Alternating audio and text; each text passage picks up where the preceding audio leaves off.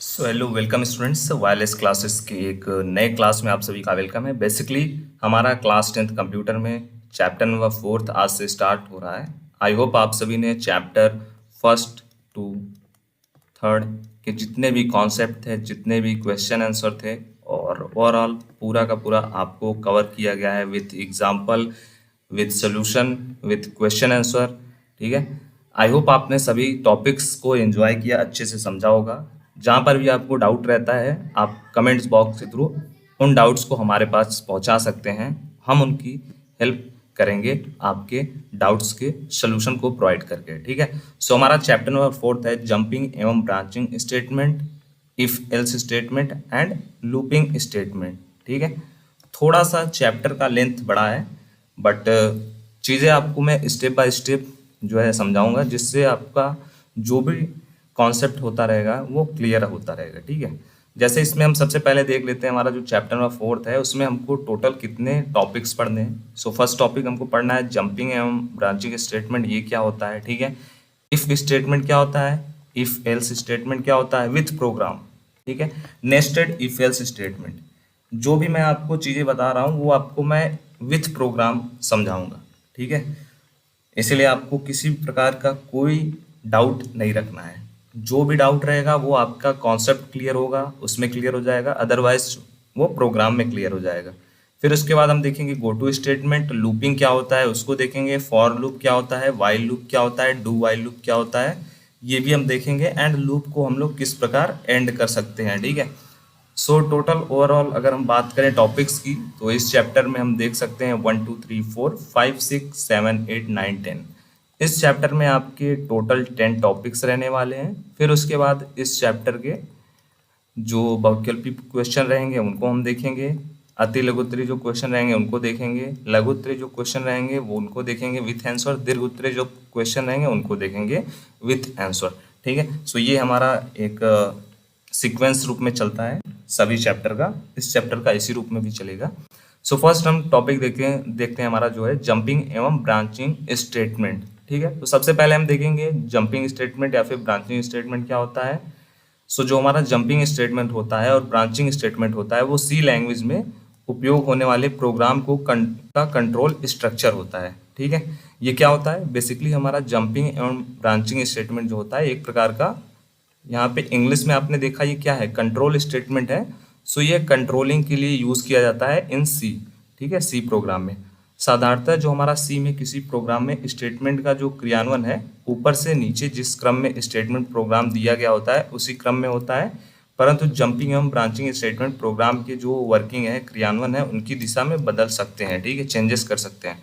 ठीक है, so basically हम इनका यूज करके, आप सभी को पता है जो कोड होता है वो ऊपर से नीचे की तरफ एग्जीक्यूट होता है।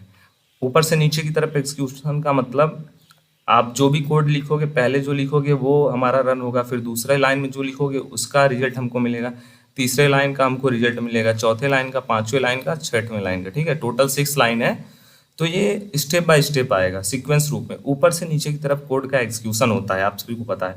बट हम लोग जंपिंग एवं ब्रांचिंग स्टेटमेंट का यूज करके हम चाहें तो ये थर्ड वाले लाइन को एग्जीक्यूट कर सकते हैं, फर्स्ट सेकंड थर्ड को छोड़ सकते हैं, फोर्थ वाले लाइन को, फिफ्थ वाले लाइन को एग्जीक्यूट कर सकते हैं। ठीक है, ये हमारे ऊपर हो जाता है कि हम कंट्रोल कहाँ ले जाना चाहते हैं और किस प्रोग्राम को या फिर किस लाइन का, जो हमारा लाइन का कोड है, लाइन नंबर का कोड, उसको हम पहले एग्जीक्यूट करना चाहते हैं, रन करना चाहते हैं। ठीक है, सो उसी को किस प्रकार हम कंट्रोल करेंगे, किस प्रकार हम ये प्रोसेस करेंगे, उसके लिए 2 भागों में बांटा गया है कंट्रोल स्टेटमेंट को, जंपिंग एवं ब्रांचिंग स्टेटमेंट। सो पहला है हमारा जंपिंग स्टेटमेंट। ठीक है, जंपिंग स्टेटमेंट का जो उपयोग होता है वो प्रोग्राम के क्रियान्वयन की दिशा को बदलने के लिए किया जाता है। सी भाषा में 5 प्रकार के जंपिंग स्टेटमेंट होते हैं और इनका हम लोग यूज़ किस में करते हैं, सी लैंग्वेज का जब हम प्रोग्राम बनाते हैं कोई भी, उसमें हम लोग इनका यूज़ करते हैं। ठीक है, जंपिंग स्टेटमेंट का एवं ब्रांचिंग स्टेटमेंट का। जंपिंग स्टेटमेंट का यूज़ किस लिए किया जाता है, प्रोग्राम का जो क्रियान्वयन होता है उसका जो दिशा होता है उसको बदलने के लिए। जैसे ऊपर से नीचे की तरफ जो कोड का एग्जीक्यूशन हो रहा है, हम चाहें तो उसको नीचे से ऊपर की तरफ भी कर सकते हैं एग्जीक्यूशन। ठीक है, तो ये सब डिपेंड करता है वहाँ पे किस चीज़ की नीड है। सो पहला जो हमारा जंपिंग स्टेटमेंट है वो है हमारा ब्रेक। सो जो ब्रेक स्टेटमेंट होता है यह एक लूप या फिर स्विच स्टेटमेंट से बाहर निकलने के लिए प्रयोग किया जाता है। जब हमको किसी प्रोग्राम में हमको उस स्टेटमेंट या फिर उस ब्लॉक का जो कोड होता है उससे हमको बाहर निकलना होता है, तो हम लोग वहाँ पे किसका यूज़ करते हैं, वहाँ पे हम लोग ब्रेक कीवर्ड का यूज़ करते हैं। इसके द्वारा हमारा वहाँ पे पता चल जाता है कि हमारा कोड यहाँ पे कंप्लीट हो गया है, इससे हम लोग बाहर निकल जाएंगे। किससे निकलेंगे, उस लूप से निकलेंगे। कंटिन्यू जो होता है यह स्टेटमेंट लूप में शेष बचे हुए स्टेटमेंट को क्रियान्वयन छोड़ देता है और प्रथम स्टेटमेंट से क्रियान्वयन पुनः प्रारंभ कर देता है। ठीक है, हमारा कोई भी कोड लिखा हुआ है, अगर हम लोग उसमें कंटिन्यू स्टेटमेंट का यूज़ करते हैं तो जहाँ पर हमारा स्टेटमेंट या फिर प्रोग्राम रन हो रहा है वहाँ से वो छोड़ करके वो फिर से स्टार्टिंग से रन होने लगता है। गो टू जो होता है, इस स्टेटमेंट के द्वारा हम किसी दिए गए लेवल पर पहुँच सकते हैं। ठीक है, जब हम लोग प्रोग्राम बनाते हैं, कोड बनाते हैं, तो उसमें बहुत सारे लेवल को डिफाइन करते हैं। सो जब हम लोग गो टू का यूज़ करते हैं तो हम लोग कहाँ पे पहुँच जाते हैं, हम लोग जिस लेवल पे जाना चाहें उस लेवल पे हम लोग पहुँच जाते हैं और वहाँ के कोड को एग्जीक्यूट करते हैं। ठीक है, नेक्स्ट आता है हमारा branching statement. So branching statement को देखते हैं। ये तो हमारे जंपिंग के थे। जंपिंग के कितने हैं, 3 टाइप्स थे। ठीक है, total break, continue and go to. अब आता है हमारा next branching statement. So branching statement का जो उपयोग है वो कंडीशन के आधार पर प्रोग्राम को नियंत्रित करने के लिए किया जाता है। ठीक है, तो ब्रांचिंग स्टेटमेंट किस लिए यूज किया जाता है, फॉर कंडीशन के आधार पर जो हम प्रोग्राम को कंट्रोल करते हैं, मतलब कुछ ना कुछ कंडीशन हमको उसमें लगाना होता है। केवल हमको कंट्रोल नहीं करना है उस प्रोग्राम को, साथ में हम कंडीशन भी देते हैं।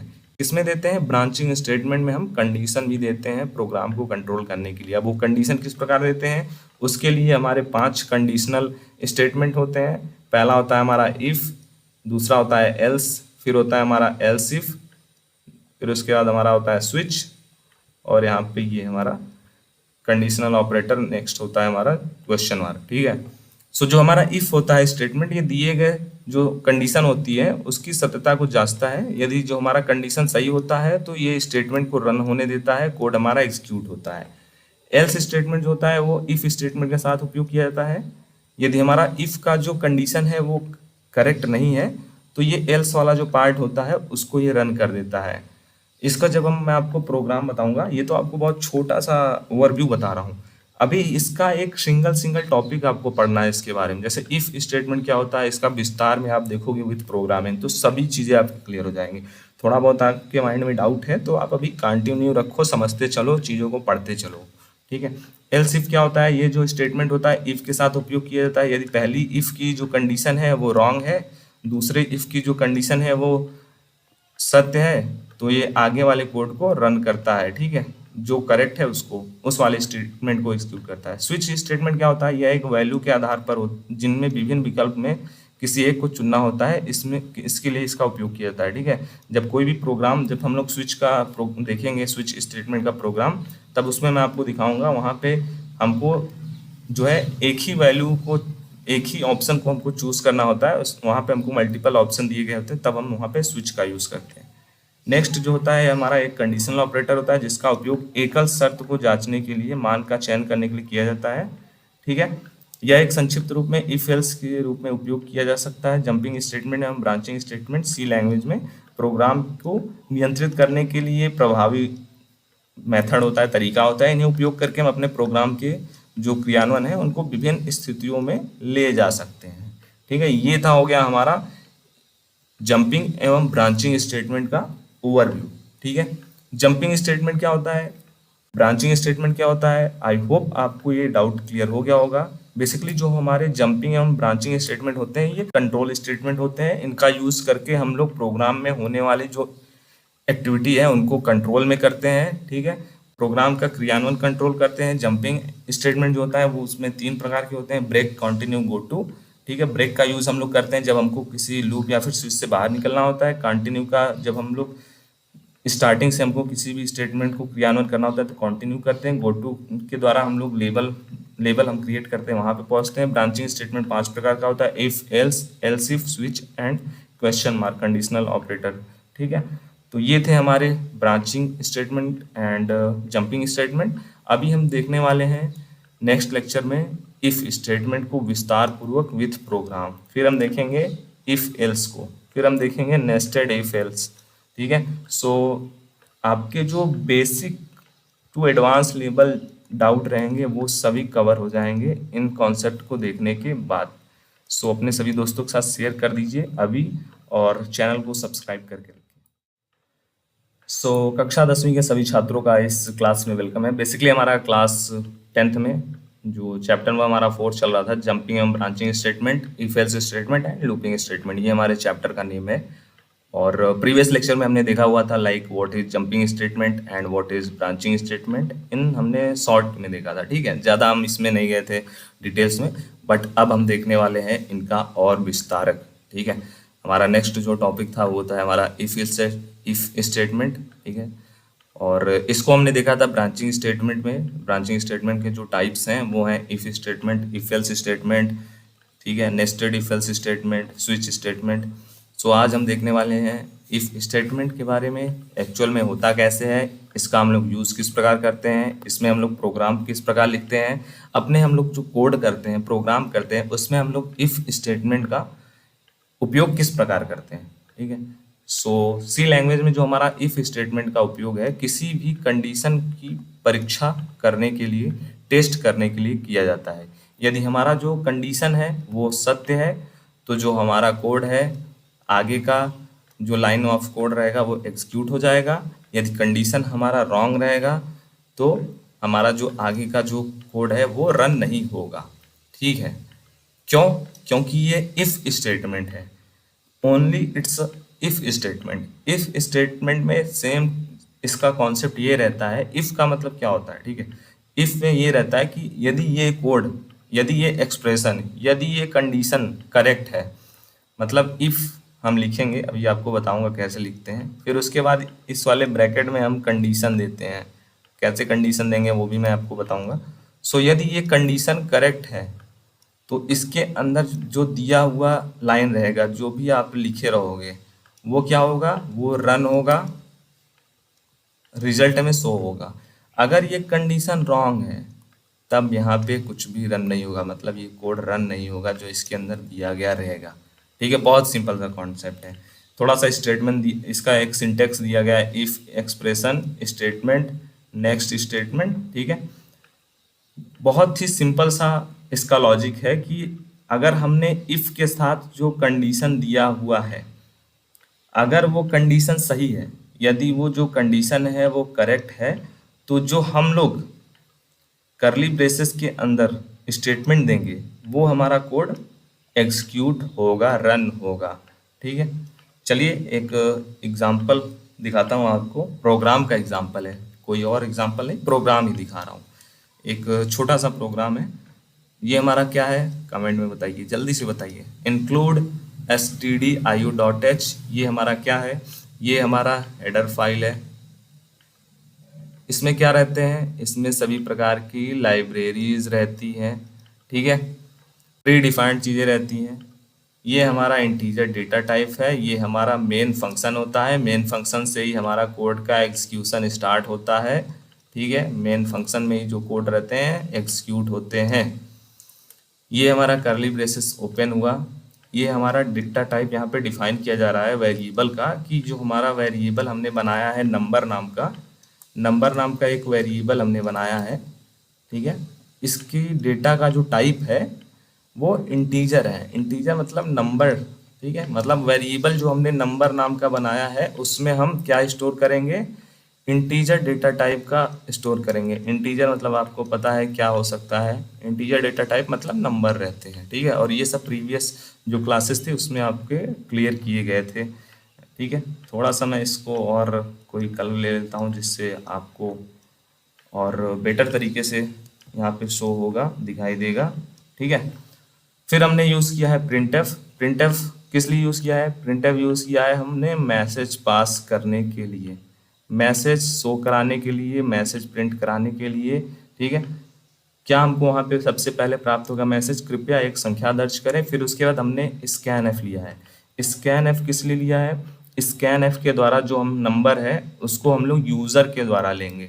ठीक है, यूज़र जो नंबर देता है, यूज़र से नंबर लेने के लिए, इनपुट कराने के लिए हम लोग स्कैन एफ का यूज़ करते हैं। ठीक है, इनपुट में हम लोगों ने नंबर लेने के लिए स्कैन एफ की यूज़ की। अब हमारा कंडीशन का पार्ट स्टार्ट होता है यहाँ से। ठीक है, कंडीशन हमने क्या दिया कि यदि यूज़र के द्वारा दिया गया नंबर, ठीक है, यदि यूजर के द्वारा दिया गया जो नंबर है वह 0 से अधिक है, ठीक है, तो ये संख्या एक प्रकार का सकारात्मक संख्या है, पॉजिटिव नंबर है, ऐसा हमको मैसेज शो होगा, ठीक है। बस इतना सिंपल सा ही प्रोग्राम था। हमने क्या लिखा, इफ, अब हम यहाँ पे क्या कर रहे हैं, इफ स्टेटमेंट का यूज कर रहे हैं जो हमने अभी पढ़ा है। इफ हमने लिखा, फिर उसके बाद देखो ब्रैकेट में हमने लिखा नंबर। नंबर क्या, हम क्यों लिखा हमने, क्योंकि नंबर वेरिएबल हमने बनाया है और नंबर के अंदर वो स्टोर होगा जो इनपुट यूजर देगा, ठीक है। तो नंबर इज ग्रेटर देन 0, ठीक है। यदि यूजर के द्वारा दिया गया जो नंबर है वो 0 से अधिक है तो आपको मैसेज में डिस्प्ले पे प्रिंट कराना है प्रिंटफ, यह संख्या एक सकारात्मक संख्या है, ठीक है। फिर उसके बाद एक और प्रिंट के लिए यहाँ पे डाल दिया गया है, लिख दिया गया है प्रिंटफ में कि हमारा जो कार्यक्रम है वो समाप्त हो गया, या फिर प्रोग्राम का एग्जीक्यूशन है वो समाप्त हो गया, कुछ भी आप लिख सकते हो जो आपको मैसेज प्रिंट करना है, ठीक है। रिटर्न 0, ये भी आपका समाप्ति की ओर हो गया है प्रोग्राम। इसका हमारा क्या है, सूचक है, प्रतीक है, इसके द्वारा हमको पता चलता है। आई होप आपको क्लियर हो गया होगा ये प्रोग्राम, ठीक है। रन करके भी दिखा देता हूँ आपको, जो भी डाउट है वो क्लियर हो जाएंगे। सो सेम हमारा प्रोग्राम है, बस मैंने इसको थोड़ा सा इंग्लिश में लिखा हुआ है यहाँ पे, बाकी सभी जो कॉन्सेप्ट है वो सब सेम ही रहने वाला है, ठीक है। सब कुछ है वही, सेम टू सेम प्रोग्राम यहाँ पे मैंने लिखा है। और इसको एक्सिक्यूट करने के लिए, रन करने के लिए मैंने एक ऑनलाइन कंपाइलर का यूज़ किया है, ठीक है। अब आप चाहें तो आप भी ऑनलाइन कर सकते हैं कंपाइलर, अदरवाइज आप अपने लैपटॉप में स्क्रीन में कर सकते हैं, ठीक है। आप जैसे भी कंफर्टेबल रहें वो आप कर सकते हो। सो देखो यहाँ पे क्या है, हेडर फाइल है हमारा, इंट मेन फंक्शन यहाँ से स्टार्ट होता है हमारा मेन मेथड। फिर उसके बाद हमारा नंबर को डिफाइन किया गया है कि हमारा इंटीजर टाइप का रहने वाला है वेरिएबल। फिर उसके बाद यहाँ पे मैसेज एक पास करा गया है, इंटर इन नंबर, मतलब जब मैं इस प्रोग्राम को रन पे क्लिक करूँगा तो ये मैसेज सबसे पहले मुझे मिलेगा। कैसे मिलेगा, क्योंकि देखो प्रोग्राम का एग्जीक्यूशन है जो वो ऊपर से नीचे की तरफ होता है, ठीक है। 7th रो में ये हमको मिलेगा, सबसे पहले ये हमारा मैसेज पास करेगा। फिर उसके बाद हम लोग इसको जो नंबर देंगे वो नंबर कहाँ पे स्टोर होगा, वो नंबर स्टोर होगा इस नंबर नाम के वेरिएबल में जो हमने यहाँ पे क्रिएट किया है, इसी में स्टोर होगा। फिर उसके बाद ये जो है रन करेगा, मतलब जो हमने इफ़ स्टेटमेंट पढ़ा है वो हमने यहाँ पे लिखा है। यदि इफ़ सबसे पहले लिखा है, फिर उसके बाद हमने लिखा है यदि जो हमारा नंबर नाम का वेरिएबल है उसमें जो वैल्यू यूज़र देगा अगर वो बड़ा होगा 0 से तो हम यहाँ पे प्रिंट करा देंगे कि ये जो नंबर है वो पॉजिटिव है, ठीक है। बस प्रोग्राम ख़त्म। चलो समझ में आ गया। अब करते हैं हम इसको रन पे क्लिक। रन पे क्लिक करेंगे तो सबसे पहले हमसे यही पूछ रहा है, इंटर अ नंबर। क्यों पूछ रहा है, क्योंकि ये मैसेज पास हुआ। अब जब हम लोग ये नंबर इंटर करेंगे तो ये यहाँ पे स्टोर होगा। तो चलो सबसे पहले हम लोग नंबर देते हैं, कोई सा भी नंबर देते हैं, 56। अब हमको क्या मिला, द नंबर इज पॉजिटिव, ठीक है। मतलब हमारा जो कोड है वो अच्छे से सक्सेसफुली एग्जीक्यूट हो गया। चलो ठीक है, एक बार हम इसको थोड़ा सा 0 से लेस जो नंबर है वो देते हैं, माइनस में देते हैं, देखते हैं क्या होता है, चेक करते हैं। कुछ भी हमको रिजल्ट नहीं मिला, यहाँ पे आप देख सकते हो। क्यों नहीं मिला, क्योंकि हमने केवल कंडीशन दिया था कि यदि जो हमारा वैल्यू है वो 0 से बड़ा रहेगा तब यहाँ पर हमको ये प्रिंट होना चाहिए, ठीक है। ये ऐसा हमने कहीं कंडीशन दिया ही नहीं कि अगर ये छोटा रहेगा तब ये क्या होगा। इसके लिए हम लोग एल्स स्टेटमेंट जब पढ़ेंगे, इफ एल्स स्टेटमेंट, तब हम लोग यहाँ पे एल्स स्टेटमेंट का यूज़ करेंगे और आगे का प्रोग्राम कंटिन्यू रखेंगे, ठीक है। तो आई होप आपको ये प्रोग्राम अच्छे से समझ में आ गया होगा, ये कॉन्सेप्ट क्लियर हो गया होगा, इफ स्टेटमेंट क्या होता है, ठीक है। बहुत ही अच्छी तरीके से मैंने आपको एक एक सिंगल लाइन सबसे पहले प्रोग्राम का समझाया है, कॉन्सेप्ट को समझाया है, प्रोग्राम मैंने समझाया है, प्रोग्राम को ऑनलाइन एग्जीक्यूट करके रन करके दिखाया है, ठीक है। सो यहाँ पर भी देख लो कोड एग्जीक्यूट हो रहा है सक्सेसफुली, ठीक है। तो कोड में कोई प्रॉब्लम नहीं है, कोड में आपने जितना लिखा है उतना एग्जीक्यूट हो रहा है, आपने माइनस में भी दिया है तो भी एग्जीक्यूट हो रहा है। बस हमको रिजल्ट वो नहीं मिल रहा है क्योंकि हमने कुछ रिजल्ट यहाँ पे उसके लिए दिया ही नहीं है, हमने केवल रिजल्ट वहाँ पे दिया हुआ है। अगर नंबर बड़ा रहेगा तब हमको ये प्रिंट कराना है, छोटा रहेगा तो क्या प्रिंट कराना है ये हमको हमने उसको बताया ही नहीं। ठीक है, सो मिलते हैं नेक्स्ट वीडियो में नेक्स्ट टॉपिक के साथ। Thank you. So class 10 computer में हमारा चैप्टर नंबर 4 चल रहा था, और जिसमें हमने ऑलरेडी कुछ टॉपिक्स कंप्लीट कर लिए थे। लाइक हमने देखा था अबाउट हमारा जो जंपिंग एंड ब्रांचिंग स्टेटमेंट है उसके बारे में। ठीक है, शॉर्ट में देखा था। फिर उसके बाद हमने स्टार्ट किया था अपना ब्रांचिंग स्टेटमेंट के जो कॉन्सेप्ट हैं उनको लॉन्ग में समझना विथ एग्जाम्पल विथ प्रोग्राम। सो हमने देखा था अबाउट हमारा जो इफ स्टेटमेंट होता है उसके बारे में डिटेल्स में हमने समझा था। Like what is if statement, कैसे हम प्रोग्राम में इफ स्टेटमेंट का यूज़ करते हैं। ठीक है, और आज का जो कॉन्सेप्ट रहेगा या फिर कहने टॉपिक रहेगा वो रहेगा आपका इफ एल्स स्टेटमेंट के बारे में विथ प्रोग्राम, और विस्तार पूर्वक। ठीक है, विस्तार पूर्वक विथ प्रोग्राम विथ कॉन्सेप्ट। ठीक है, ऑनलाइन आपको मैं एक्सिक्यूट करके रन करके भी दिखाता हूँ प्रोग्राम एट अ टाइम। तो ये तीनों आपको इस टॉपिक के जो कॉन्सेप्ट हैं, प्रोग्राम है, सब कुछ रन करके आपको दिखाऊंगा। और बहुत ही इंटरेस्टिंग टॉपिक है ये। अगर आपने इफ़ स्टेटमेंट को नहीं समझा है तो सबसे पहले आप उसको देख लेना, उसका लेक्चर देख लेना, आपकी बहुत हेल्प होगी। उसके बाद आप एल्स स्टेटमेंट को पढ़ोगे तो आपके जो भी डाउट अगर रहते भी हैं तो वो क्लियर हो जाएंगे। सबसे पहले इफ़ स्टेटमेंट को पढ़ लीजिएगा, फिर आप पढ़िएगा इफ़ एल्स स्टेटमेंट को। ठीक है, सो सबसे पहले आप उसको देख लेना। अब हम कंटिन्यू करते हैं अपने इफ एल्स स्टेटमेंट की तरफ। सो जो हमारा इफ एल्स स्टेटमेंट या फिर कह लें इफ एल्स कथन होता है, सी लैंग्वेज में और भी कई अन्य प्रोग्रामिंग लैंग्वेज में एक प्रतिस्थापन चयन कथन होता है। ठीक है, जिसका जो उपयोग है वो दो विभिन्न विकल्पों के बीच चयन करने के लिए किया जाता है। या दिए गए कंडीशन सत्य होती हैं तो इफ जो सेक्शन होता है उसकी स्टेटमेंट, उसके कोड रन होते हैं। यदि जो हमारा कंडीशन गलत होता है दिया गया तो एल्स सेक्शन की जो कोड होती है वो रन होता है, वो एग्जीक्यूट होता है। बहुत ही सिंपल सा आपको अगर मैं समझाना चाहूँ इफ एल्स स्टेटमेंट के बारे में, ज़्यादा आप डीप में ना समझो, बहुत ही अच्छे से अगर लॉजिक समझोगे तो देखो इफ के अंदर हमने अगर कोई कंडीशन दिया, ठीक है, अगर ये सही है, मतलब अगर ये कंडीशन हमारा सही है तो हमारा जो इफ के अंदर हम लोग कोड लिखते हैं, कुछ भी आप समझ लो, स्टेटमेंट लिखते हैं, कोड लिखते हैं, ये हमारा रन होगा। अगर हमने इफ के अंदर जो स्टेटमेंट दिया है, कंडीशन दिया है, अगर वो कंडीशन करेक्ट नहीं होता है, गलत हो जाता है, तो हमने जो एल्स के अंदर, ठीक है, एल्स के अंदर जो हम एल्स ब्लॉक के अंदर जो हम कोड लिखेंगे वो एग्जीक्यूट हो जाएगा। बस आपको और कुछ नहीं समझना। इफ एल्स स्टेटमेंट में अगर हमने इफ कंडीशन में जो कंडीशन दिया है, अगर वो कंडीशन सही होता है तो इफ ब्लॉक का जो कोड है वो रन होगा। अगर वो कंडीशन गलत हो जाता है तो हमारा एल्स ब्लॉक का जो कोड है वो रन होगा। ठीक है, बहुत ही सिंपल सा कॉन्सेप्ट है। आप थ्योरेटिकल वे में उतना ना जाओ, थ्योरेटिकल को इतना डीप में ना समझो, आप प्रोग्राम को डीप में समझो, वो आपके लिए ज़्यादा यूज़फुल रहेगा। ठीक है, मैं आपको प्रीवियस वाला जो प्रोग्राम है उसी को दिखाता हूँ क्योंकि वो आपके माइंड में बहुत अच्छे से समझ में आ गया था। इफ़ स्टेटमेंट का हमने जब प्रोग्राम आपको दिखाया था उसमें दिखाया था कि हम वहाँ पे क्या कर रहे थे, यूज़र से एक नंबर ले रहे थे। ठीक है, और स्टेटमेंट में हमने दिया हुआ था कि यदि जो नंबर है वो 0 से बड़ा है तो हम लोग क्या कर रहे हैं, यहाँ पे मैसेज कर रहे हैं एक प्रिंट कि ये जो हमारा नंबर है ये सकारात्मक संख्या है या फिर पॉजिटिव नंबर है, अगर वो 0 से बड़ा है दिया गया नंबर। लेकिन वहाँ पे हमने एक जो है इशू देखा था। वो इशू क्या था कि मैंने वहाँ पे देखो -2 नंबर दे दिया था इनपुट में, तब हमको कुछ मैसेज प्रिंट होके नहीं मिला था। क्यों नहीं मिला था? क्योंकि कंडीशन तो हमारा फॉल्स हो गया। कंडीशन तो हमारा फॉल्स हो गया। कैसे फॉल्स हो गया? कंडीशन में हमको यहाँ पे दिया गया है कि यदि नंबर बड़ा हो 0 से तब यह प्रिंट करवाओ। ऐसा कंडीशन हमको दिया ही नहीं गया कि अगर वो नंबर 0 से छोटा हो तब हम क्या प्रिंट कराएंगे।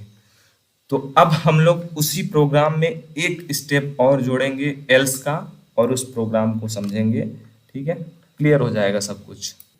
चलिए, यही प्रोग्राम था ना, यही मैंने आपको ऑनलाइन एग्जीक्यूट करके भी दिखाया था, अच्छे से समझ में आ गया था आपको।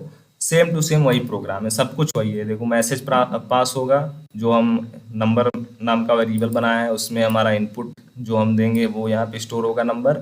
इफ ब्लॉक में एक कंडीशन दिया गया है, ठीक है, कि यदि जो हमारा वेरिएबल नंबर नाम का हमने जो बनाया है उसकी वैल्यू 0 से बड़ी है, तब प्रिंट होगा क्या, एक मैसेज कि ये जो नंबर है वो पॉजिटिव है या फिर कह लें सकारात्मक संख्या है।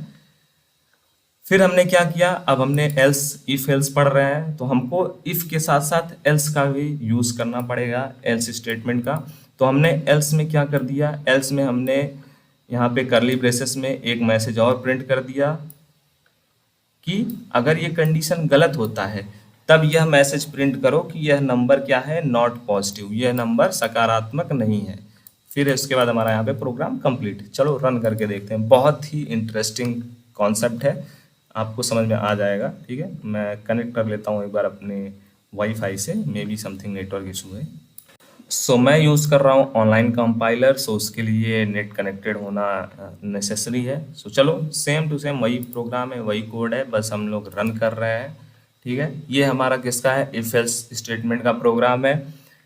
इससे पहले वाला क्या था, केवल इफ का था, उसमें एल्स का नहीं था। इसमें हमारा इफ एल्स का है, तो हम लोगों को इसमें इफ और एल्स दोनों कंडीशन यूज करने पड़ेंगे, दोनों स्टेटमेंट। चलो ठीक है, सबसे पहले हम करते हैं क्या, इंटर अ नंबर। सबसे पहले हमने लिख दिया 56। अब हमको क्या मिलेगा, ये हमारा फर्स्ट जो कंडीशन है वो एग्जीक्यूट हो गया, तो हमको ये मैसेज पास हुआ कि ये नंबर पॉजिटिव है। क्यों ये कंडीशन करेक्ट हुआ, क्योंकि हमने कंडीशन दिया है कि यदि जो हमारा नंबर है वो 0 से बड़ा है तब हमको ये मैसेज प्रिंट होना चाहिए कि नंबर हमारा पॉजिटिव है। बट अब हम चेक करेंगे अपना एल्स का पार्ट, और उसके लिए क्या करना है, उसके लिए हमको यहाँ पे 0 से छोटा देना है नंबर, -5 हमने दे दिया। अब हमको क्या मिला, the number is not positive, मतलब हमारा जो एल्स वाला सेक्शन है उसका स्टेटमेंट या फिर कोड रन हुआ। और एल्स वाले स्टेटमेंट में हमने क्या दिया हुआ है, प्रिंटफ में हमने मैसेज पास कराया हुआ है कि ये जो नंबर है वो पॉजिटिव नहीं है। सो इफ एल्स स्टेटमेंट का ये प्रोग्राम बहुत ही अच्छा है और इजी है अंडरस्टैंडिंग के लिए। आप चाहो तो इसको अच्छी प्रकार से स्क्रीनशॉट ले सकते हो, अदरवाइज आप इसको नोट्स में भी लिख सकते हो। ठीक है, आपको अगर केवल इफ स्टेटमेंट का प्रोग्राम लिखना है तो केवल इतना लिखना, अगर आपको इफ एल्स स्टेटमेंट दोनों का लिखना है तो आप इसमें केवल एल्स सेक्शन को, एल्स स्टेटमेंट को ऐड कर दो, मैसेज में प्रिंट करा दो कि अगर वो नंबर 0 से छोटा है, उसके लिए हमारा जो फर्स्ट वाला मतलब इफ सेक्शन है वो हमारा इसका कंडीशन रॉन्ग हो जाएगा, और जब इसका कंडीशन रॉन्ग हो जाएगा तब हमारा एल्स वाला सेक्शन एग्जीक्यूट हो जाएगा। अगर हमारा इफ का कंडीशन जो है वो ट्रू रहेगा तो केवल हमारा इफ वाला पार्ट एग्जीक्यूट होगा। अगर इसका कंडीशन दिया गया है जो हमको इफ सेक्शन में वो रॉन्ग हो जाता है, उसके बाद हमारा एल्स वाले में जो भी रहेगा, जो भी मैसेज रहेगा या फिर जो भी स्टेटमेंट रहेगा वो एग्जीक्यूट हो जाएगा। ठीक है, आई होप आपके ये जो डाउट हैं वो क्लियर हो गए होंगे इसके रिगार्डिंग, और ये कॉन्सेप्ट इफ एल्स स्टेटमेंट का भी क्लियर हो गया। इसमें भी मैंने एक थोड़ा सा अलग प्रोग्राम दिया हुआ है, इसको आप सभी एग्जीक्यूट करना अपने पीसी में, या फिर आप जो भी कंपाइलर यूज़ करते हो, आपके मोबाइल में भी बहुत सारे कंपाइलर हैं सी को कंपाइल करने के, ये कोड लिखना आप सेम टू सेम यही कोड लिखना, आपको ग्रुप में भी मैं भेज दूंगा, अदरवाइज आप मेरे को मैसेज कर लेना, इस नंबर पे आपको शेयर कर दिया जाएगा। ठीक है, इस कोड को आप लिखना और देखना आपको क्या रिजल्ट मिलता है। ये जो कोड है वो किसका है, ये जो कोड है वो आपके इफ एल्स स्टेटमेंट का ही कोड है, प्रोग्राम है। ठीक है, वो ज़्यादा इजी था, ये भी इजी है, दोनों अच्छे प्रोग्राम है, दोनों को आप पढ़ोगे तो आपकी बहुत सारे डाउट क्लियर हो गए। अब हमारा जो नेक्स्ट पॉइंट रहेगा वो थोड़ा सा और इम्पॉर्टेंट रहेगा topic, nested if else statement, उसके बारे में हम देखेंगे नेक्स्ट आने वाले लेक्चर में। सो क्लास 10th कंप्यूटर में हमारा चैप्टर नंबर 4 चल रहा था, और इस चैप्टर के हमने ऑलरेडी कुछ इंपॉर्टेंट टॉपिक्स स्टार्टेड कर दिए थे, जैसे कि हमने देखा था लाइक जंपिंग एवं ब्रांचिंग स्टेटमेंट के बारे में। उसके बाद हमने देखा था इफ स्टेटमेंट क्या होता है and if else statement. Next हमारा जो पॉइंट रहने वाला, टॉपिक रहने वाला, वो रहने वाला है nested if else statement. But before इस टॉपिक को पढ़ने से पहले आपके जो ये दो टॉपिक हैं, लाइक इफ स्टेटमेंट क्या होता है एंड इफ एल्स स्टेटमेंट, ये दोनों टॉपिक्स क्लियर होने चाहिए, इससे रिलेटेड कोई भी आपके माइंड में डाउट नहीं होना चाहिए। ठीक है, तभी आपको ये जो नेक्स्ट टॉपिक है वो पूरी तरीके से 100% डाउट के साथ क्लियर होंगे। ठीक है, सो थोड़ा सा मैं रिवीजन करा देता हूँ, लाइक इफ़ स्टेटमेंट क्या होता है, बेसिकली हमारा जो इफ़ स्टेटमेंट होता है उसमें हमको जो भी हम ब्लॉक देते हैं, जो भी हम उसमें कोड देते हैं वो एग्जीक्यूट होता है, ठीक है। अगर जैसे देख लो यहाँ पे एक प्रोग्राम दिया हुआ है, ठीक है, अगर वो हमने जो भी यहाँ पे दिया हुआ है मीन इफ़ स्टेटमेंट हम लोग जो भी देते हैं, आर्गूमेंट जो भी हम लोग देते हैं वो अगर सही रहता है तो उसके अंदर हम लोग जो भी कोड देते हैं वो एग्जीक्यूट हो जाता है, ठीक है। और एल्स स्टेटमेंट मतलब इफ़ एल्स स्टेटमेंट क्या होता था, अगर हमने जो इफ़ के अंदर कंडीशन दिया हुआ है अगर वो करेक्ट है तब हमारा इफ़ वाला ब्लॉक का जो कोड है वो एग्जीक्यूट होगा, वो रन होगा। अगर वो कंडीशन जो है इफ़ के अंदर हमने जो दिया हुआ है वो रॉन्ग है तो हमारा क्या होगा, एल्स में जो भी हमने लिखा हुआ है, जो भी हमने कोड दिया हुआ है, जो भी हमने आउटपुट दिया है वो सीधा परफॉर्म हो जाएगा, ठीक है। अब बात करते हैं अपने नेस्टेड इफ़ एल्स स्टेटमेंट के बारे में।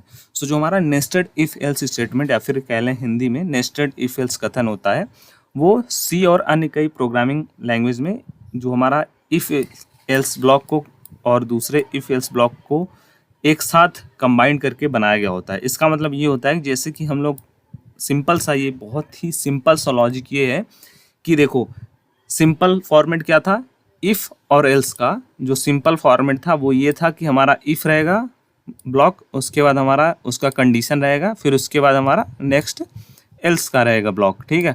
बट जो हमारा नेस्टेड इफ एल्स रहता है उसमें एक इफ़ के अंदर मतलब पहले वाले स्टार्टिंग वाले इफ़ स्टेटमेंट के अंदर एक और इफ़ एल्स का ब्लॉक आ जाता है, ठीक है। इफ़ एल्स का एक और ब्लॉक आ जाता है तो हमारा ये बन जाता है नेस्टेड इफ एल्स स्टेटमेंट, ठीक है।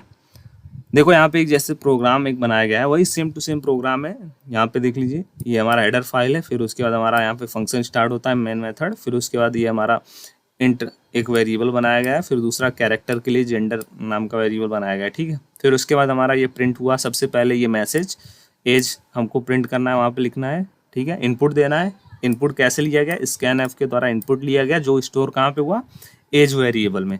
फिर उसके बाद उसने पूछा कि आप मेल हैं या फिर फीमेल हैं, वो आपको इनपुट करना है, वो हमारा कहाँ पे जा कर के स्टोर हुआ, वो हमारे जेंडर वाले वेरिएबल में स्टोर हुआ। फिर उसके बाद कंडीशन ये हुआ कि जो हमारा एज है अगर वो क्या है ग्रेटर देन 18 है या फिर इक्वल टू 18 है, बट उसमें भी एक और कंडीशन है कि जो हमारा जेंडर है वो भी क्या होना चाहिए, वो फीमेल होना चाहिए, ठीक है। तो यहाँ पे क्या प्रिंट होगा, महिलाएं वोट दे सकती हैं, अदरवाइज अगर वो वहाँ पे क्या आएगा मेल आएगा, ठीक है, तो हमारा क्या प्रिंट होगा, पुरुष वोट नहीं दे सकते हैं, ठीक है। अगर ये दोनों नहीं है तो फिर यहाँ पे अगर मतलब ये जो है हमारा कंडीशन है 18 वाला, मतलब जो हमारा एज इनपुट दिया जाएगा अगर वो 18 से नीचे रहेगा, लेस रहेगा, मतलब 17 रहेगा, 16 रहेगा, 15 रहेगा, तो हमारा ये एल्स वाला जो पार्ट है आप वोट नहीं दे सकते हैं, ये वाला प्रिंट हो जाएगा, ठीक है। फिर उसके बाद एक और यहाँ पे प्रिंट लगा दिया कि आपका जो प्रोग्राम है वो एंड हो गया यहाँ पे। सो हमारा नेस्टेड इफ एल्स स्टेटमेंट इसी प्रकार वर्क करता है, बहुत ही बेसिक सा कॉन्सेप्ट है। सिंपल जो हमारा इफ एल्स स्टेटमेंट होता है, जैसे देखो ये सिंपल इफ एल्स स्टेटमेंट है हमारा, अब इसको नेस्टेड बनाना है तो हम क्या करेंगे, इसको नेस्टेड बनाने के लिए हम लोग जो हमारा पहला इफ़ वाला ब्लॉक है उसका जो कंडीशन है उसके बाद जो ब्लॉक आता है उसमें हम लोग एक और इफ़ का इफ एल्स उसमें इनपुट कर देंगे। मतलब पहले ये तो चेक करो ही कि उसकी एज कितनी है, फिर उसके बाद ये भी चेक करो कि वो मेल है या फिर फीमेल है, ठीक है। दो वहाँ पे ऑथेंटिकेशन हो जाएगा, तब वहाँ पे हमारा क्या हो जाएगा, नेस्टेड इफ एल्स का ब्लॉक हो जाएगा, या फिर कह लें उसको हम लोग नेस्टेड इफ एल्स स्टेटमेंट कह सकते हैं, ठीक है। ये जो प्रोग्राम है इसको मैं आपको रन करके दिखाऊंगा, ठीक है, आगे आने वाले क्लासेस में नेस्टेड इफ एल्स स्टेटमेंट का। और नेक्स्ट हमारा जो है वो है हमारा गो टू स्टेटमेंट, या फिर इसको हम लोग लेबल के थ्रू भी समझते हैं। सो आइए देख लेते हैं हमारे गो टू स्टेटमेंट के बारे में। सो जो हमारा गो टू स्टेटमेंट होता है वो सी भाषा में एक प्रकार का प्रोग्राम कंट्रोल स्टेटमेंट होता है। अब ये जो हमारा प्रोग्राम कंट्रोल स्टेटमेंट होते हैं वो क्या होते हैं, बेसिकली ये हम लोग यूज़ करते हैं अपने प्रोग्राम को या फिर कोड को कंट्रोल करने के लिए। कंट्रोल करने का मतलब हम लोग जहाँ चाहें वहाँ पे जा कर के उसको स्टेप बाय स्टेप परफॉर्म कर सकते हैं, ठीक है। जैसे यहाँ पे दिया गया है जो किसी दिए गए लेबल पर प्रोग्राम को ले जा सकता है। मैंने आपको बताया इसमें हम लोग क्या करते हैं, प्रोग्राम में लेबल बनाते हैं, लेबल, ठीक है, लेबल के थ्रू रन करते हैं। यहाँ एक प्रोग्राम को विशेष स्थानों पर जाने के लिए उपयोग किया जाता है, लेकिन इसका अधिक प्रयोग नहीं किया जाना चाहिए क्योंकि यह प्रोग्राम को अधिक पढ़ने और समझने में कठिनाई का स्रोत हो सकता है और प्रोग्राम को बग करने के लिए भी मुश्किलें पैदा कर सकता है। सो जो हमारा गो टू स्टेटमेंट होता है वो एक प्रकार का जो है प्रोग्राम कंट्रोल स्टेटमेंट होता है। इसका यूज़ करके हम लोग अपने प्रोग्राम को कंट्रोल करते हैं। बट जो इसका यूज़ होता है वो मेनली यूज़ होता है जहाँ पर हम लोग अपने प्रोग्राम में लेवल का यूज़ करते हैं। लेवल मतलब लेवल बाय लेवल हम लोग अपने प्रोग्राम को डिसाइड करते हैं, जैसे लेवल 1, लेवल 2, लेवल 3। अगर हमको अपने प्रोग्राम में कहाँ पे जाना है, लेवल 2 पे जाना है, तब हम लोग गो टू के द्वारा अपने लेवल 2 पे चले जाएंगे। ठीक है, आगे प्रोग्राम भी दिया हुआ है, इसको भी मैं आपको रन करके दिखाऊंगा। ठीक है, देखो बहुत अच्छे से समझाया गया है। यहाँ पे हमारा हेडर फाइल है, फिर उसके बाद हमारा फंक्शन है, फिर उसके बाद ये मैसेज हमारा जो है प्रिंट होगा। सबसे पहले कृपया एक विकल्प चुनें। ठीक है, एक ऑप्शन आपको चुनना है, फर्स्ट, सेकंड या फिर थर्ड। अब आपका जो विकल्प है मतलब चॉइस नाम का वेरिएबल यहाँ पे देखो बनाया गया है, इंटीजर टाइप चॉइस वेरिएबल, उसमें जाकर के स्टोर हो जाएगा। फिर उसके बाद यहाँ पे लिखा है चॉइस के आधार पर विभिन्न लेवल्स पर जाएं। ठीक है, अब हम लोग क्या कर रहे हैं, स्विच का यूज़ करके चॉइस जो हमने दिया हुआ है उसी के अकॉर्डिंग हम लोग लेवल पे जाएंगे। जैसे यहाँ पे देखो 3 केस बना दिया गया। ठीक है, केस 1, केस 2, केस 3। अगर हमने यहाँ पे लेवल में क्या किया, जब विकल्प हमने 2 चूज़ किया तो यहाँ पे क्या हो जाएगा, केस 2 पे चला जाएगा, या फिर कह लें कि गो टू लेवल 2। फिर हमारा जो ये प्रोग्राम है ये डायरेक्ट यहाँ पे आ जाएगा लेवल 2 पे। फिर उसके बाद यहाँ पे क्या प्रिंट होगा, आपने विकल्प 2 को चुना है, यही हमारा प्रिंट हो जाएगा और हमारा जो कोड है वो एंड हो जाएगा। अगर हम लोग क्या करेंगे, अगर ये मैसेज हमारा प्रिंट होता है लेवल 1 को चुने, 2 को चुने, 3 को चुने, इसमें से कोई भी चुनने के लिए, तो अगर हमने 3 को सेलेक्ट कर लिया तो ये जो हमारा चॉइस में 3 फिल हो जाएगा और स्विच हमारा स्टेटमेंट जो है वो परफॉर्म हो जाएगा 3 के लिए। 3 हमारा लेवल 3 हो जाएगा, चला जाएगा ये हमारा गो टू के थ्रू। ठीक है, अब ये गो टू में हमारा लेवल 3 में जो मैसेज है वो हमारा प्रिंट हो जाएगा कि आपने लेवल 3 को सेलेक्ट किया है। ठीक है, इस प्रकार हमारा जो प्रोग्राम है वो कंप्लीट हो जाएगा और ये हमारा go to statement. I hope आपको ये go to statement and next nested if else statement program के थ्रू मैंने आपको समझाया वो समझ में आ गया होगा। इसका जो प्रोग्राम है वो मैं आपको रन करके दिखाऊंगा आगे आने वाले क्लासेस में विथ आगे आने वाले जो भी टॉपिक्स हैं उनके थ्रू। लाइक लूपिंग क्या होता है, बहुत ही इंपॉर्टेंट कॉन्सेप्ट है जो हम आपको अगले क्लास में डिस्क्राइब करेंगे। So hello, welcome students. आज हम देखने वाले हैं क्लास 10th कंप्यूटर में हमारा चैप्टर नंबर जो हमारा 4th है उसके बहुत ही इंपॉर्टेंट कॉन्सेप्ट की तरफ चलने वाले हैं, जो कॉन्सेप्ट आपको इन फ्यूचर अगर आप कंप्यूटर से रिलेटेड या फिर कोई कोर्स भी करते हो या फिर कोई अदर प्रोग्रामिंग करते हो, लैंग्वेज सीखते हो, तो उसमें आपकी बहुत ही हेल्प होगी। ठीक है, सो हमने देख लिया था अबाउट अपने गो टू स्टेटमेंट तक, ये हमारे कॉन्सेप्ट क्लियर हो गए थे इन टॉपिक्स तक। अभी हम देखने वाले हैं जो इम्पोर्टेंट कॉन्सेप्ट है लूपिंग का। ठीक है, लूपिंग के अंदर हमको 3 लूप देखने हैं।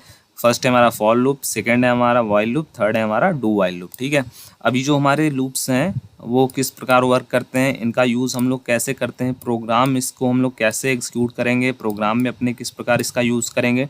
ठीक है, ये सब हम देखने वाले हैं अपने लूपिंग के कॉन्सेप्ट में। ठीक है, तो चलिए चलते हैं सबसे पहले लूपिंग की तरफ।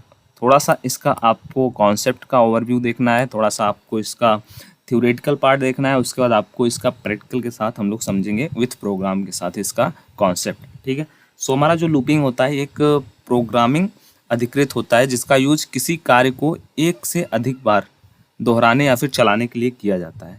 यह किसी कोड ब्लॉक को बार बार एग्जीक्यूट करने में हेल्प करता है जब तक कि जो हमारे कंडीशन जो दिए गए कंडीशन है वो सक्सेसफुली कंप्लीट नहीं हो जाते हैं। लूपिंग का यूज़ किसी कार्रवाई को, किसी भी प्रोग्राम को बार बार एग्जीक्यूट करने के लिए किया जाता है जिससे कोड का जो ज़्यादा से ज़्यादा बार हम लोग लिखते हैं उसका रिपीटिशन ना हो और हमारा जो रिजल्ट है वो हमको आउटपुट में मिल जाए। ठीक है, सो बहुत सिंपल सा मैं आपको समझाऊंगा कॉन्सेप्ट के थ्रू कि जो हमारा अब जब हमको अगर हमने क्या किया, हमको मान लीजिए कोई भी नंबर प्रिंट करना है, 1 से लेकर के 10 तक का नंबर हमको प्रिंट करना है टेबल।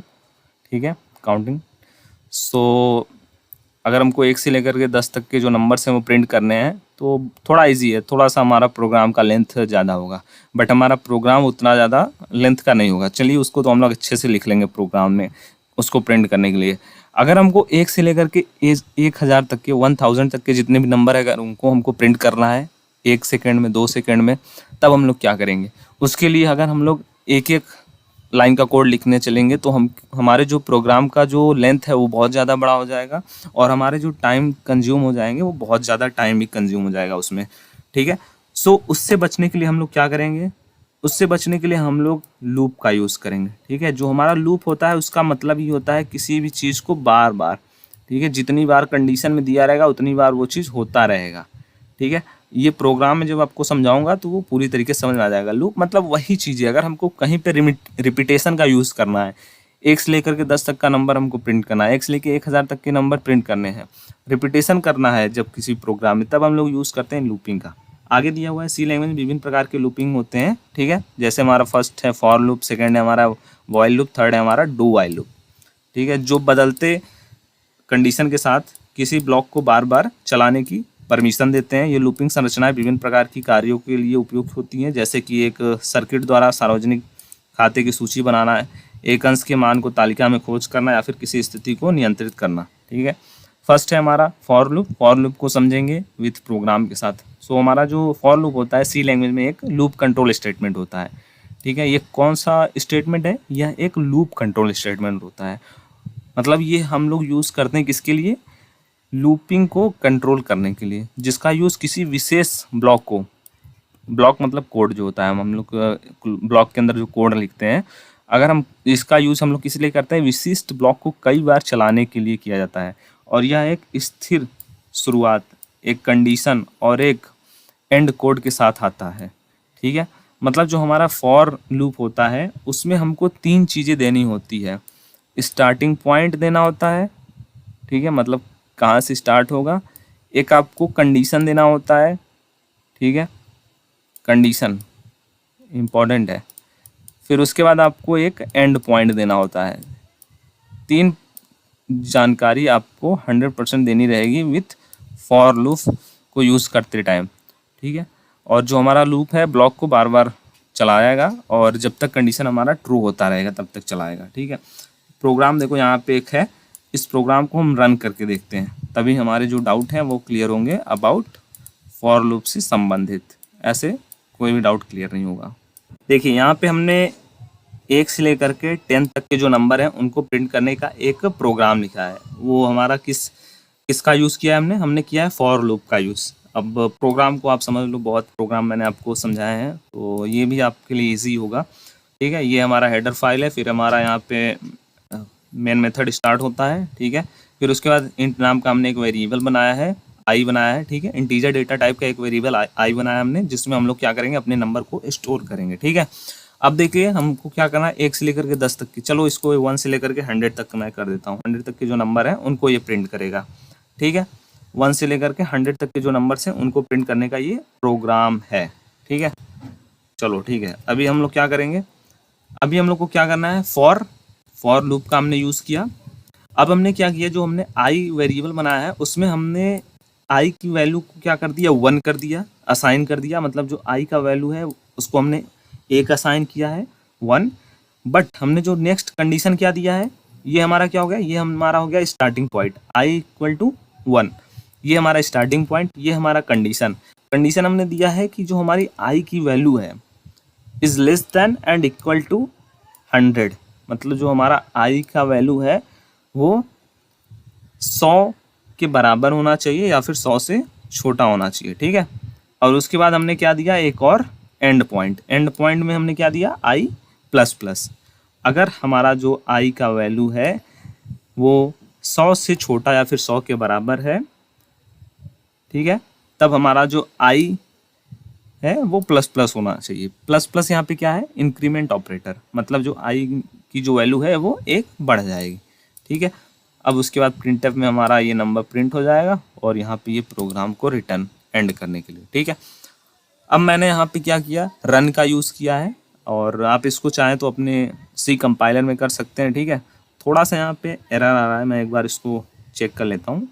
ठीक है, बहुत सिंपल सा एक एरर था जो कि उसको मैंने सॉल्व किया। और देखो यहाँ पे जब रन पे मैंने क्लिक किया तो देखो 1 से लेकर के 100 तक के जो नंबर्स हैं वो अभी प्रिंट हो जाएंगे डिस्प्ले पे। ठीक है, देखो यहाँ पे 1 2 3 4 5 6 100 तक यहाँ पे क्या हो गया? प्रिंट हो गया। ठीक है, उसके बाद कोड एक्सिक्यूशन सक्सेसफुली मैसेज आ गया। चलो अब इसको क्या कर देते हैं? 1000 कर देते हैं। ठीक है, अगर हम इसको मैनुअली करेंगे विदाउट लूप का यूज़ किए हुए, तब ये कितना हो जाएगा, बहुत लेंथ हो जाएगा, प्रोग्राम का टाइम हमारे कितने लगेंगे, बहुत लगेंगे। बट देखो इसका हमने यूज़ किया लूप का, और देखो 1 से लेकर के 1000 तक के जो नंबर्स हैं वो हमने केवल 1 से सेकंड से भी कम में हमने इसका आउटपुट देख लिया। ठीक है, तो ये है हमारा फॉर लूप। अब ये इसको समझ लो, स्टार्टिंग पॉइंट, कंडीशन और एंड पॉइंट। स्टार्टिंग पॉइंट में हमने जो आई है उसकी वैल्यू को 1 असाइन किया है। कंडीशन में हमने दिया हुआ है कि आई की वैल्यू अगर 1000 से कम है, ठीक है, आई की वैल्यू जो है वो i is equal to less than 1, then हमारा आई है वो प्लस प्लस हो जाना चाहिए। प्लस प्लस यहाँ पे इंक्रीमेंट ऑपरेटर है जो आई की एक वैल्यू को इंक्रीज कर देगा, मतलब हमारा आई का वैल्यू हो जाएगा 2, बट यहाँ पे उससे पहले ये प्रिंट करेगा। अब हमारी आई की वैल्यू हो गई है 2, देन यहाँ पे फिर यहाँ पे चेक करेगा, फिर कंडीशन हमारा ट्रू है, क्योंकि हमने दिया हुआ है कि इस कोड को तब तक चलाओ जब तक हमारा आई का वैल्यू 1000 ना हो जाए। ठीक है, फिर उसके बाद ये सेम वर्क होगा, फिर ये इंक्रीमेंट हो जाएगा, फिर यहाँ पे ये प्रिंट होगा। ऐसे ये चलता रहेगा कोड, कब तक, जब तक हमारी आई की वैल्यू 1000 नहीं हो जाती है तब तक। ठीक है, फिर उसके बाद जैसे ही 1000 होगा, ये हमारा क्या हो जाएगा, कंडीशन हो जाएगा रॉन्ग, उसके बाद हमारा ये कोड यहीं पे रुक जाएगा एग्जीक्यूट होना। ठीक है, तो ये था हमारा अबाउट फॉर लूप। नेक्स्ट हमारा जो लूप रहेगा वो रहेगा व्हाइल लूप, जो कि हम अगले क्लास में कवर करेंगे। Thank you for watching. अपने सभी दोस्तों के साथ शेयर करिए जिससे वो भी फ्री में घर बैठे पढ़ सकें। सो हमारा लूपिंग का कॉन्सेप्ट चल रहा था और प्रीवियस लेक्चर्स में हमने देखा हुआ था अबाउट फॉर लूप, एंड जो हमारा आज का लेक्चर रहने वाला है उसमें हम देखने वाले हैं अपने नेक्स्ट लूप का जो टाइप्स है वो रहेगा हमारा व्हाइल लूप। ठीक है, तो फॉर लूप हमने प्रीवियस लेक्चर में देखा था, अगर आपने उसको मिस किया है तो आप प्लेलिस्ट के थ्रू एक्सेस कर सकते हैं या फिर चैनल पर जाकर के चेक कर सकते हैं वीडियोज़ एंड लाइव क्लासेस को। ठीक है, सो हमारे जो लूपिंग के कॉन्सेप्ट है उसमें सेकेंड जो हमारा लूपिंग का मेथड है वो है हमारा व्हाइल लूप। तो हमारा व्हाइल लूप क्या होता है, सबसे पहले वो देख लेते हैं। सी लैंग्वेज में एक प्रकार का ये प्रोग्रामिंग रूल होता है, ठीक है, जिसका, या फिर कह लें लूप होता है, जिसका यूज़ किसी कंडीशन को पूरी होने तक एक ब्लॉक को बार बार चलाने के लिए यूज़ किया जाता है। ठीक है, सो हमारा ये भी एक लूप होता है, as like to for loop की तरह ही वर्क करता है, बट इसका जो कंडीशन देने का मेथड है वो थोड़ा सा डिफरेंट होता है। जब हमारा कंडीशन सत्य होता है तो ये क्या करता है, मतलब जब हमारा कंडीशन दिया गया कंडीशन ट्रू रहेगा तो ये ब्लॉक, जो हमारा ब्लॉक का कोड रहेगा उसको रन करता रहेगा, बट जब से ही हमारा कंडीशन रॉन्ग हो जाता है तो ये लूप से बाहर निकल आता है। ठीक है, लूप से बाहर निकल आएगा, नेक्स्ट हमारा जो कोड रहेगा वो एग्जीक्यूट होगा। ठीक है, ये जो प्रोग्राम है बहुत सिंपल सा है। इस प्रोग्राम को आपको मैं सीधा रन करके दिखाता हूँ जहाँ से आपको बेटर अंडरस्टैंड होगा। ठीक है, सो यही था हमारा प्रोग्राम, और यहाँ पे हमने किसका यूज़ किया है, यहाँ पे हमने व्हाइल लूप का यूज़ किया है। ठीक है, जो हमारा फॉर लूप था उसके लिए अलग स्ट्रक्चर था, उसके लिए अलग सिंटेक्स था। ये हमारा जो है वो है व्हाइल लूप, इसके लिए हमारा अलग सिंटेक्स रहेगा। सो देखो, सबसे पहले हमारा क्या है, हेडर फाइल है। ठीक है, फिर उसके बाद आता है हमारा मेन मेथड, फिर उसके बाद हमारा जो ब्लॉक है वो एक्सक्यूशन, हमारा जो प्रोग्राम के ब्लॉक का एक्सक्यूशन होता है वो स्टार्ट यहाँ से होता है और एंड यहाँ से होता है। ठीक है, यहाँ पे, ठीक है, इसके अंदर ही हम लोग जो भी लिखते हैं वही हमारा एग्जीक्यूट होता है, रन होता है। सो सबसे पहले हमने एक इंटीजर टाइप का आई नाम का वेरिएबल बनाया है जिसमें हमने वैल्यू असाइन किया है फर्स्ट, मतलब एक वैल्यू को असाइन किया है, ठीक है, 1 को।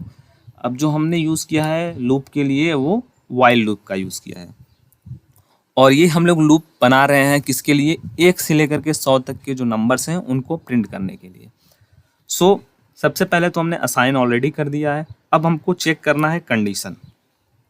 ठीक है, सो हमारा जो व्हाइल लूप होता है उसमें हम लोग देते हैं कंडीशन।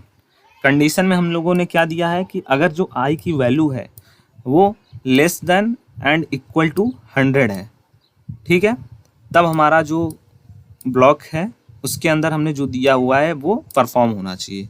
वो क्या परफॉर्म होना चाहिए, सबसे पहले वो प्रिंट करेगा नंबर को, उसके बाद मतलब जो आई की वैल्यू है उसको वो प्रिंट करेगा। आई की वैल्यू क्या है इस टाइम, आई की वैल्यू है 1, तो सबसे पहला जो यहाँ पे प्रिंट का कार्य होगा वो होगा 1 का। फिर उसके बाद ये क्या होगा, आई प्लस प्लस हो जाएगा। आई प्लस प्लस मतलब यहाँ पे जो प्लस प्लस है वो इंक्रीमेंट ऑपरेटर है, मतलब आई की जो भी वैल्यू रहेगी उसमें एक एक्स्ट्रा हो जाएगा, एक वहाँ पे ऐड हो जाएगा, एक नंबर और। जैसे आई की वैल्यू यहाँ पे करंट टाइम पे 1 है तो सबसे पहले तो ये प्रिंट होगा, उसके बाद जब इस 7th नंबर लाइन पे आएगा तो आई की वैल्यू ये 2 हो जाएगी। क्यों 2 हो जाएगी, क्योंकि पहले इसकी वैल्यू थी 1, उसके बाद आया इंक्रीमेंट ऑपरेटर। इंक्रीमेंट ऑपरेटर हमारा क्या करता है, वो आई की वैल्यू को या फिर जो भी वैल्यू रहेगी वहाँ पे वेरिएबल को उसको एक इंक्रीज कर देता है, ठीक है। अगर यहाँ पे माइनस माइनस हो जाता तो वो लेस हो जाता है, ठीक है। सो इस प्रकार ये वर्क करता है। अब फिर से क्या होगा, अभी ये कंडीशन क्या है, ट्रू है, तो ये फिर से अब जाएगा हमारा आई, यहाँ पे चेक करेगा, आई की वैल्यू है 2, ठीक है। 2 जो है वो भी 100 से कम है, ठीक है। तो ये क्या हो जाएगा, फिर हमारा आई की वैल्यू 2 प्रिंट हो जाएगी। फिर यहाँ पे जाएगा तो यहाँ पे पहुँचने के बाद आई की वैल्यू हो जाएगी 3, 3 यहाँ पे होगा, 3 चेक होगा, वो भी 100 से कम है, फिर प्रिंट होगा, फिर उसके बाद यहाँ पे पहुँच जाएगा। तो इस प्रकार ये वर्क होता रहेगा। एंड हमारे जो रन करते हैं प्रोग्राम को, तो देख लीजिए यहाँ पे जो भी प्रोग्राम का आउटपुट है वो हमें इन सम टाइम, बहुत ही कुछ सेकेंड में हमको ये आउटपुट मिल गया, ठीक है। तो ये था हमारा अबाउट व्हाइल लूप, ठीक है। प्रीवियस लेक्चर में हमने देखा था फॉर लूप और विथ प्रोग्राम देखा था, तो ये भी कुछ उसी के अकॉर्डिंग होता है। एंड लास्ट है हमारा डू व्हाइल लूप, जिसको हम देखेंगे नेक्स्ट क्लास में। तब तक के लिए अगर आपने for loop and while loop को नहीं समझा है तो उसको आप देख लेना, अच्छे से समझ लेना। विथ प्रोग्राम मैंने आपको समझाया है, तभी आपको आगे के जो कॉन्सेप्ट हैं वो क्लियर होंगे, ठीक है। उसके बाद हमारा जो नेक्स्ट रहेगा वो रहेगा लूप को जल्दी से एंड करने के लिए हम लोग किस प्रकार का यूज़ करते हैं, क्या कंडीशन लगाते हैं वहाँ पे, या फिर क्या कीवर्ड होता है, ठीक है। इन सब प्रीवियस लेक्चर्स को अगर आपने मिस किया है तो आप प्लेलिस्ट के थ्रू देख सकते हैं, या फिर आप चैनल पे जा करके वीडियो सेक्शन में जा करके देख सकते हैं। इस क्लासेस के एक नए क्लास में आप सभी का वेलकम है। बेसिकली आज हमारा जो चल रहा है वो क्लास 10th कंप्यूटर में चैप्टर नंबर 4 चल रहा है अभी, जो कि हमारा है jumping and branching statement, if else statement and आपका लूपिंग स्टेटमेंट, ठीक है।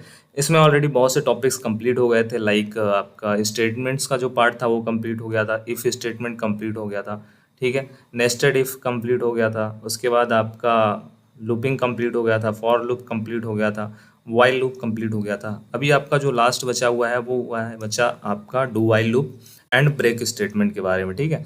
सो अगर आपने प्रीवियस क्लासेस को मिस किया है तो आप प्लेलिस्ट को वॉच करिए, प्लेलिस्ट सेक्शन में जा करके उसको आप चेकआउट कर लीजिए, वहाँ पे आपको टॉपिक बाय टॉपिक सभी वीडियोस देखने को मिल जाएंगे, ठीक है। सो चलते हैं अपने नेक्स्ट आज के लेक्चर की तरफ, जो कि हमारा है डू वाइल लूप, ठीक है। लूपिंग के कॉन्सेप्ट में हमने देखा हुआ था हमारे जो लूप थे, मीन पहले हमने देखा हुआ था फॉर लूप, वाइल लूप को हमने देखा, उसके बाद उससे पहले हमने देखा था फॉर लूप को, उसके बाद हमने देखा वाइल लूप, एंड नेक्स्ट है हमारा थर्ड जो टाइप लूपिंग का, वो है हमारा डू वाइल लूप, ठीक है। So do while loop actual में कार्य क्या करता है, C11 में एक प्रकार की एक लूप होती है जो किसी कंडीशन के आधार पर एक ब्लॉक को बार बार एक्सिक्यूट करती है, बार बार उसको रन करती है, ठीक है। इसके बाद ही जो कंडीशन होता है उसका ये चेक करता है, और अगर कंडीशन जो हमारा रहता है वो ट्रू रहता है या फिर गलत रहता है, ट्रू रहता है या फिर फॉल्स रहता है, तो लूप का जो ब्लॉक होता है उसको कम से कम एक बार रन करता है, ठीक है। सो ये जो हमारा डू वाइल लूप होता है वो हमारा जो प्रोग्राम होता है, जो हमारा ब्लॉक होता है कंडीशन का, उसको एक बार ये रन करता ही है, ठीक है। उसके बाद कंडीशन अगर सही है तो आगे का जो ब्लॉक है वो एग्जीक्यूट होगा, आगे का जो कोड है वो हमारा रन होगा। अगर हमारा कंडीशन रॉन्ग है, फॉल्स है, तो ये जो हमारा ब्लॉक का जो कोड है वो रन नहीं होगा। बस इतना सा ही रहता है, सिंपल सा फॉर्मूला है इसका, सिंपल सा कॉन्सेप्ट है। अभी आपको मैं इसका एक प्रोग्राम दिखा दे रहा हूँ लाइव रन करके, उसके बाद आपके डाउट्स क्लियर हो जाएंगे।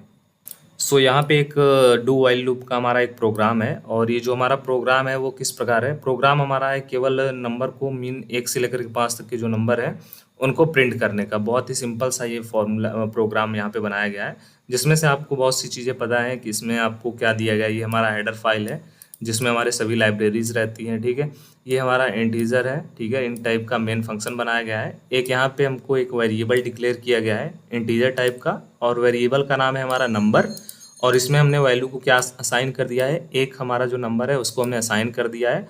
मतलब हमारा जो स्टार्टिंग पॉइंट है वो हमारा 1 है। फिर उसके बाद हमने स्टार्ट किया अपना डू वाइल लूप। तो सबसे पहले हम लोग डू लिखेंगे, फिर उसके बाद हम लोग कर्ली ब्रेसेस ओपन करेंगे, और उसके अंदर हम लोग उस नंबर को प्रिंट करेंगे। कौन सा नंबर सबसे पहले प्रिंट होगा, सबसे पहले ये नंबर हमारा 1 प्रिंट होगा, जो पहले से डिफाइन किया गया है। यहाँ पे आप वेरिएबल देख सकते हो, ठीक है। फिर उसके बाद ये क्या कर रहा है, नंबर का जो हमारा नंबर नाम का वेरिएबल है उसको ये प्लस प्लस कर रहा है, मतलब ये एक इंक्रीज कर रहा है। बट कब कर रहा है इंक्रीज, यहाँ पे लगाया गया है एक कंडीशन वाइल, जब हमारा नंबर है वो कितना हो, या तो इक्वल हो या तो 5 के बराबर हो, ठीक है। तो यहाँ पे इसको रन करोगे आप तो देखोगे यहाँ पे हमारा प्रोग्राम एक्सिक्यूट होगा, और हमको इसका रिजल्ट देखते हैं क्या रिसीव होता है, ठीक है। सो यहाँ पे देख सकते हो आप प्रोग्राम हमारा एग्जीक्यूट होता है एंड उसके बाद हमारा जो रिजल्ट है वो हमें मिलता है 1 2 3 4 एंड 5।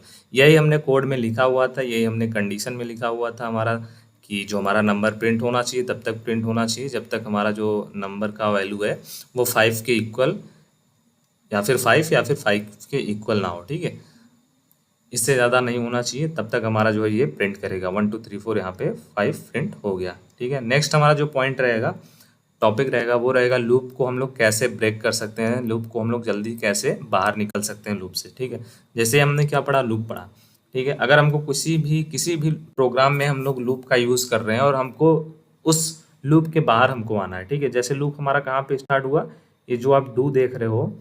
ठीक है, लूप हमारा यहाँ से स्टार्ट हो रहा है एंड एंड कहाँ पे हो रहा है, ये हमारा एंड यहाँ पे हो रहा है। ठीक है, ये दोनों हमारा क्या है, डू भी हमारा लूप है, वाइल भी हमारा लूप है। ठीक है, डू वाइल, ये हमारा डू वाइल लूप है। ठीक है, सो अगर हमको इसमें से बाहर निकलना है तो उसके लिए हम लोग क्या यूज़ करेंगे वो हमको पढ़ना है। ठीक है, तो हम लोग उसके लिए यूज़ करते हैं पहला ब्रेक स्टेटमेंट।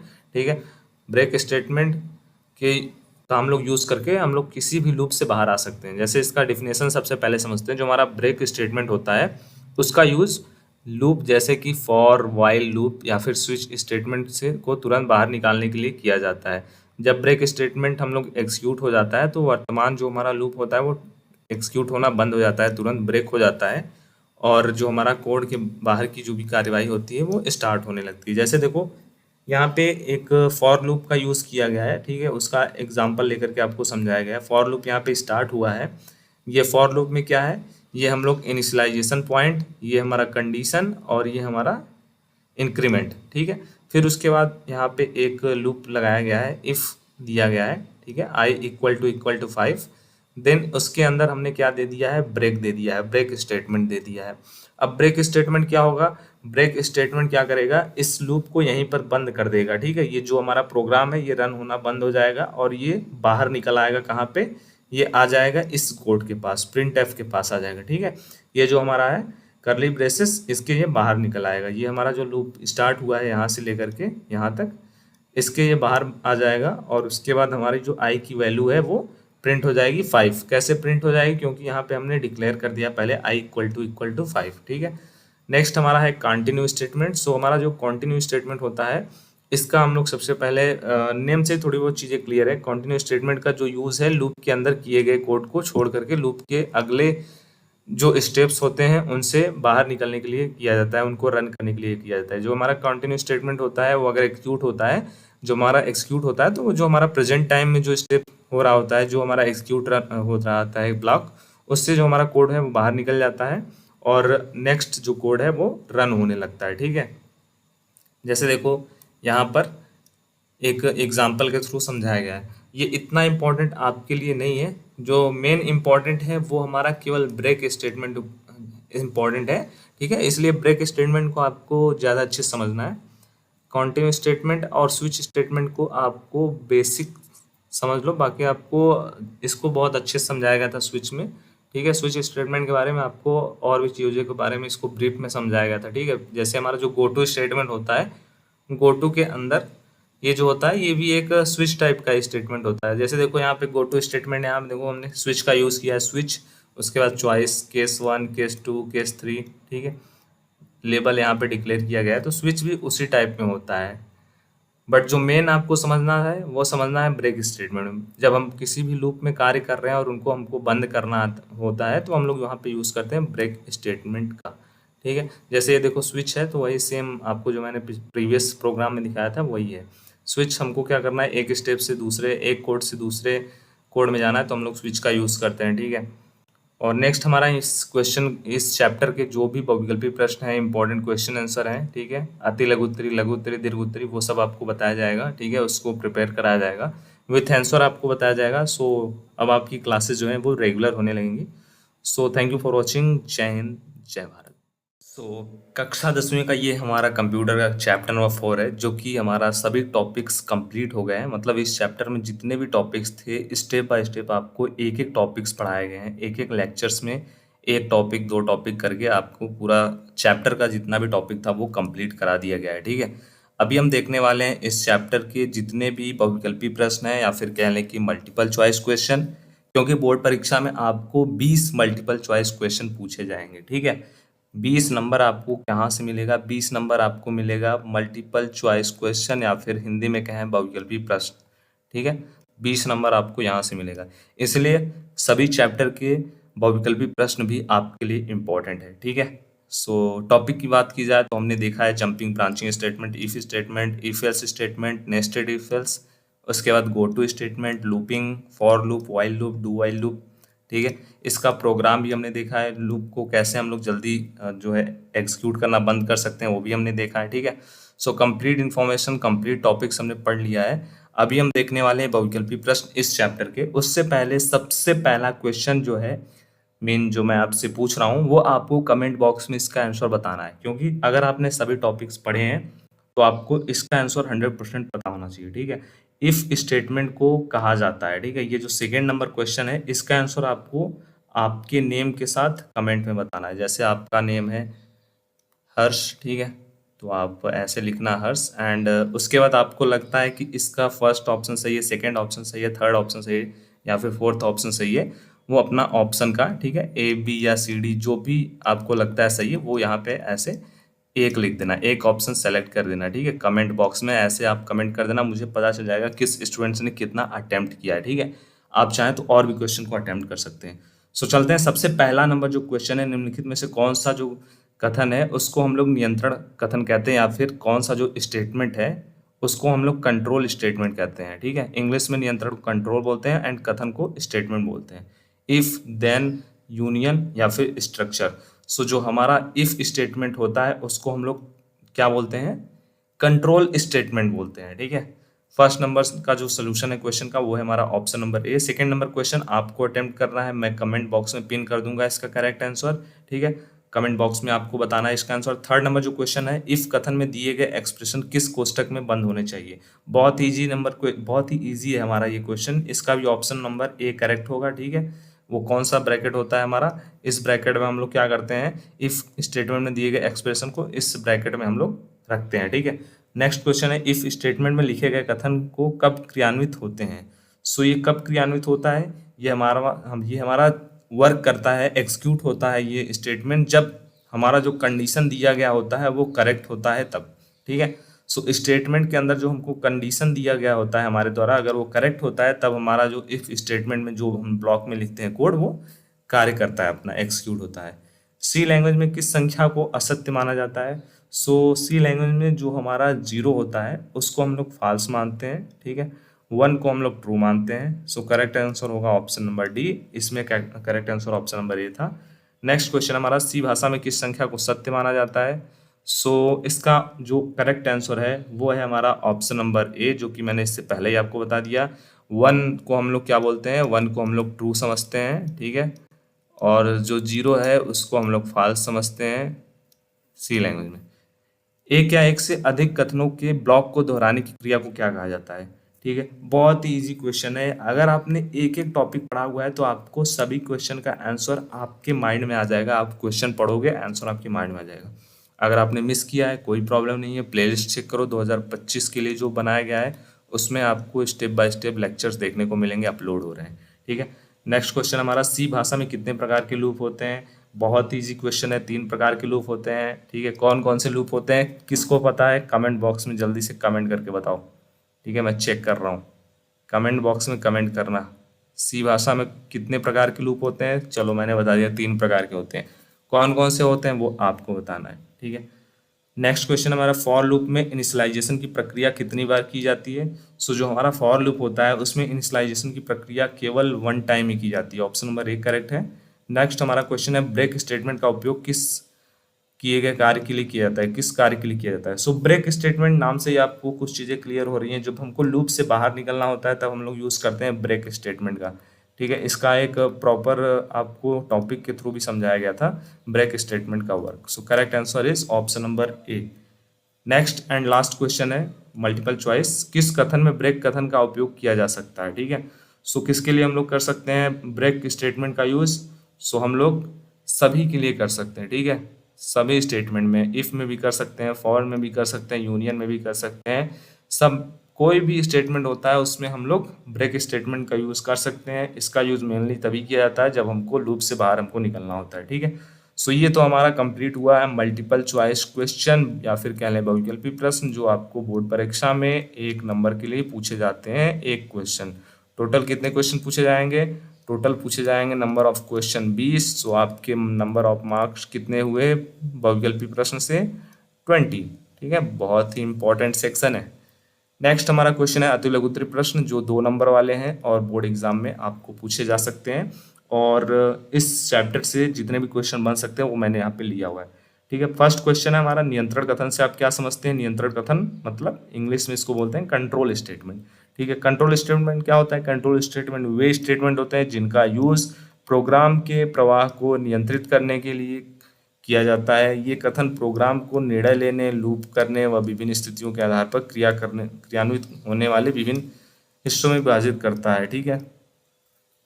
नेक्स्ट हमारा क्वेश्चन है कि सी जो होता है, सी लैंग्वेज होता है, उसमें उपलब्ध निर्णय नियंत्रण कथनों के नाम लिखिए, ठीक है। तो वो कौन कौन से हैं? इफ है, इफ एल्स है, ठीक है, एल्स इफ है और स्विच है। नेक्स्ट हमारा क्वेश्चन है सी स्टेटमेंट का आपको सिंटैक्स लिखना है, ठीक है। इंग्लिश में व्याकरण को सिंटैक्स बोलते हैं।